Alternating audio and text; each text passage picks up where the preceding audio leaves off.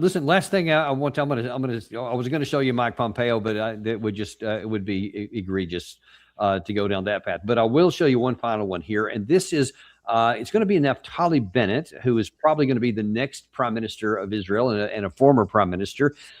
We showed him as far back as 2024 during the Biden administration, just pleading and begging for us to go into Iran to destroy the head of the octopus because all these tentacles and everything depends upon them. And he was pleading with Trump and encouraging him to go and do it, of course, which he eventually did. Now then he's being asked here a pretty hard question of, is this going to work now? Watch now, especially in comparison, his body language is a lot less self-confidence here. And instead of talking about going after let's keep going after the head of octopus, now we're talking about we need to have patience. If Iran retains its nuclear program, would the war have been lost? The main goal of this war is dismantle Iran's nuclear program. So obviously the objective has to be met. We have to be patient about this. The Iranian regime has patience, and we have to show strategic patience and pressure them, not let go of the financial sanctions, which are very damaging when they're up there. I understand they're just biding for time. They're just waiting for something to happen. So we have to see this through, because a nuclear Iran is not only a nightmare for Israel, but for the entire Middle East and for the world, for that matter. What does that even mean? We have to see it through, and we have to be patient. You've already tried to do a lot of that stuff and allegedly did succeed in Operation Midnight Hammer last year. So what is he even talking about? But he was just grabbing for stuff there, and you can see he's kind of uncomfortable. What do you make of that?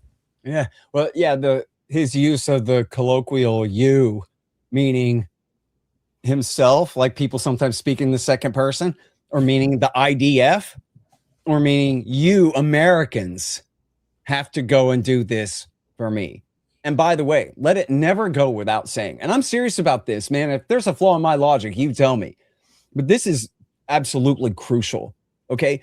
Naftali Bennett caused September 11th because in 1996, Naftali Bennett called in an artillery strike on a UN shelter and killed 106 women and children. And when bin Laden complained about that in his declaration of war in 1996, that was what inspired Mohammed Atta to join Al-Qaeda. Him and his buddy Ramzi bin al-Shibh, who's in Guantanamo to this day. Mohammed Atta, who was then the lead hijacker in the September 11th plot. That was his inspiration to join Al-Qaeda. So you have Egyptian engineering students studying in Hamburg, Germany, volunteer for a Saudi sheikh hiding out in Afghanistan to kill Americans as revenge for what Naftali did to the people of Lebanon. And that was the cause of September 11th. This guy is supposed to be the next prime minister of Israel.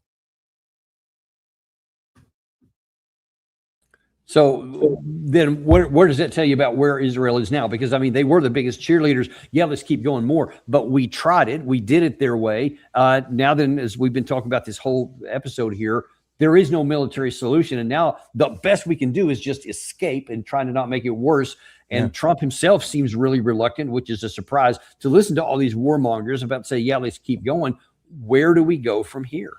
Well, man, that's a good question. And I'm actually really worried about it. And my whole rant there about Bennett actually reminds me, as I know you're well aware, our problem with jihadi terrorism in this century and in the 1990s has all been bin Ladenites. Those are Salafi, Wahhabi, far radical edge Sunni jihadis. And they followed bin Laden, who had no real religious rank. He just had street credibility because he was wounded in battle and was a rich boy who slept on the floor of the cave with his guys and stuff. So, they gave him respect and they did what he said because he had a good idea and he had some money. They're like, let's all work together to target the Americans first and whatever. He had a goal and that worked. But we have not had and to be more specific, what we have had is General Jack Keane and his friends helping Iran every step of the way for the last 25 years, helping them win the Iraq War, driving Assad into their arms for 15 years before they finally overthrew him, helping create the circumstances for their friends, the Houthis, to seize power in Yemen, So they've had no reason to go full jihad against us this whole time. George W. Bush and Barack Obama and the rest of them have been doing the Ayatollah's dirty work this whole time, trying to spite them, but failing miserably in doing so.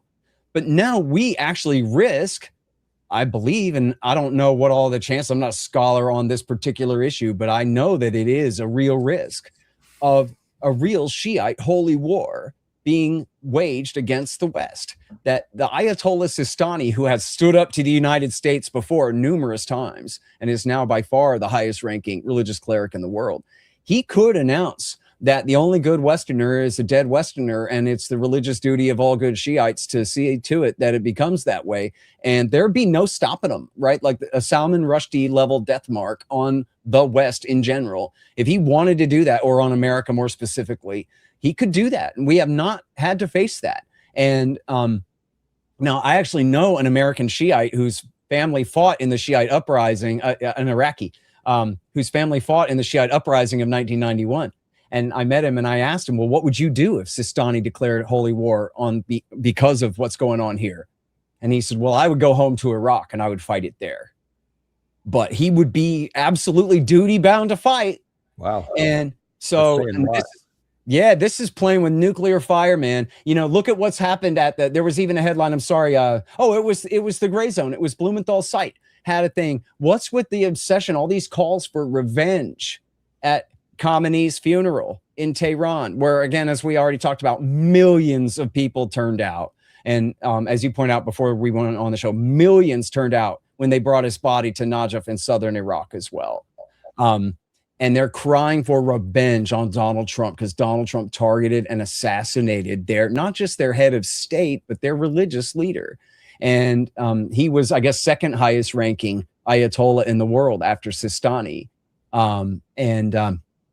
And so this is just, you know, it's just like W. Bush right before Iraq. What do you mean Sunnis and Shiites? I thought they were all Muslims. Like, listen, man, you should not be doing this because you don't know what you're doing. You have no idea what you're doing here. And that's the kind of fire that Donald Trump has been playing with in this war too. And I ain't trying to encourage it. But look, on the day they started the war, a guy who presumably was a Shiite, maybe not, but a guy, an immigrant from Sierra Leone in my hometown here in Austin, Texas, he grabbed an AR-15 and he went down to the bar on 6th Street and he shot 18 people, killed 3, and wounded 15 more, which is just a miracle that he didn't kill more with a rifle. And because he went down to 6th Street, the most obvious like tourist trap type drinking spot in Austin, where there are cops standing on every corner. So cops were able to immediately engage him and take him down. If he had one friend with him, that would have been known as the March 1st massacre, like absolute, you know, national news in memory forever kind of thing. It could have been that bad. And it was immediate direct blowback from this war. The guy put on a shirt with an Iranian flag and a picture of Khamenei on it.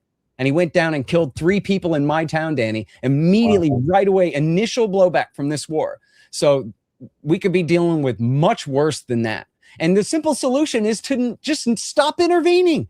America's not supposed to be an empire in the first place anyway.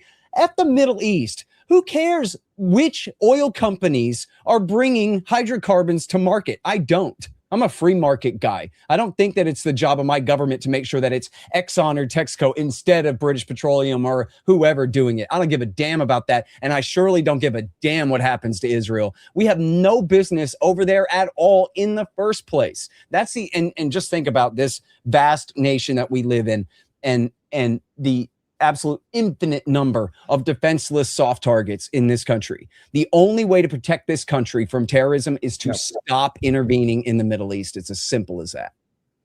Well, I can't improve on any of that. And that just gets at the likes of the Jack Keens, the Kellogg's, the Mike Pompeos, and, fill in the blank, that we have to be dominant. We have to be the indispensable nation, as some on the left want to say, whatever.